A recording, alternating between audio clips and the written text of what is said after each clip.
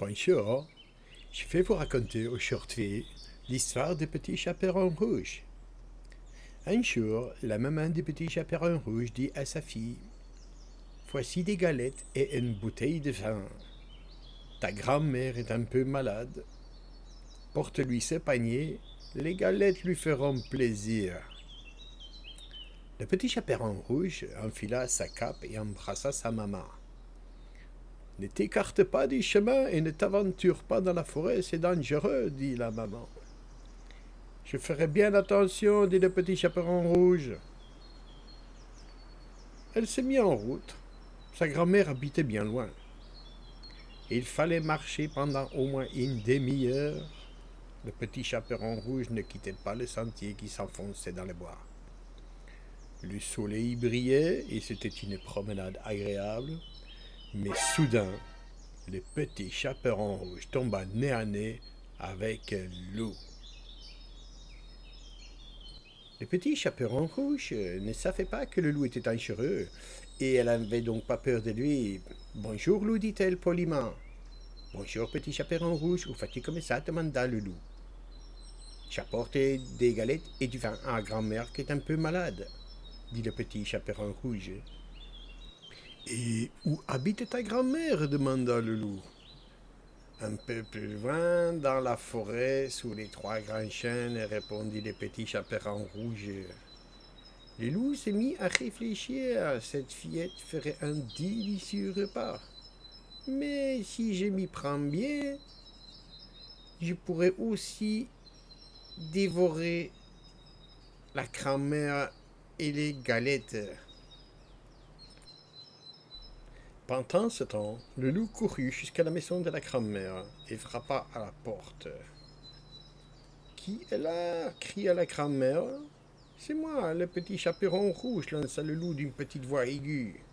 « J'apporte tes galettes et du vin. » La grand-mère était trop bien faible pour sortir de son lit, alors elle dit « Ouvre la porte !» Le loup ouvrit doucement la porte. Il se rua vers le lit, ne fit qu'une bouchée de la grand-mère du petit chaperon rouge. Ensuite, il enfila les vêtements de la vieille dame, tira sur les rideaux et se glissa dans son lit. Et il attendit le petit chaperon rouge. Pendant ce temps-là, le petit chaperon rouge était arrivé près de la maison de sa grand-mère. Elle trouva la porte ouverte et elle entra. « Bonjour » cria-t-elle. Sa grand-mère était couchée dans son lit, mais en la regardant de plus près, le petit chaperon rouge lui trouva un air bizarre. « Grand-mère, que tu as des grandes oreilles, dit le petit chaperon rouge. « C'est pour mieux t'entendre, mon enfant, chuchota le loup. »« Grand-mère, que tu as des grands yeux, dit le petit chaperon rouge. »« C'est pour mieux te voir, mon enfant, dit le loup. »« Grand-mère, que tu as des grandes mains, s'écria le petit chaperon rouge. »« C'est pour mieux te prendre, mon enfant, dit le loup. »« Grand-mère, que tu as des grandes dents, dit le petit chaperon rouge. »« C'est pour mieux te manger, cria le loup, et il engloutit d'un seul coup le petit chaperon rouge. Une fois que le loup eut avalé le petit chaperon rouge et sa grand-mère, il s'installa confortablement dans le lit et s'endormit tranquille. Il se fit à ronfler bruyamment. Il faisait tant de bruit qu'un chasseur qui passait par là l'entendit.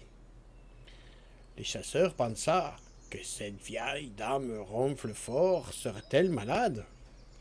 Je vais aller jeter un œil pour voir si tout va bien. Il entra dans la maisonnette et découvrit le loup, couché dans le lit de la grand-mère, le ventre bien rempli. Le chasseur voulut tuer le loup avec son fusil, mais il pensa soudain. Si le loup a avalé la vieille dame en une bouchée, je peux peut-être encore la sauver. Alors il prit une paire de ciseaux et se mit à ouvrir prudemment le ventre du loup. Après quelques coups de ciseaux, le chasseur aperçut un bout de cape rouge. Et soudain, le petit chaperon rouge bondit hors du ventre du loup. « Oh, comme j'ai eu peur, dit-elle. Il faisait tellement noir là-dedans. Merci de m'avoir sauvé, monsieur le chasseur. Et puis ce fut la grand-mère qui sortit à son tour. Le petit chaperon rouge l'embrassa et l'enlaça. Alors le chasseur alla chercher de grosses pierres bien lourdes, et il remplit le ventre du loup, et la grand-mère lui recousit rapidement le ventre. Quand le loup se réveilla, il avait si soif qu'il bondit hors du lit pour courir à la rivière. Mais les pierres dans son ventre étaient si lourdes qu'il s'écrasa sur le sol et mourut sur le coup. Tous trois étaient maintenant bien contents. Le petit chaperon rouge servit quelques galettes et un verre de vin à sa grand-mère, qui se sentit tout de suite mieux. Le chasseur découpa la peau du loup et la ramena chez lui pour s'en faire un manteau bien chaud. Le soir même, le petit chaperon rouge raconta à sa maman ses aventures. « Quelle chance que le chasseur vous ait sauvé !» s'écria la maman, qui lui fit un gros câlin. Et le petit chaperon rouge promit de ne plus jamais écouter le loup. C'est terminé. Je vous souhaite une bonne soirée et à bientôt. Bisous.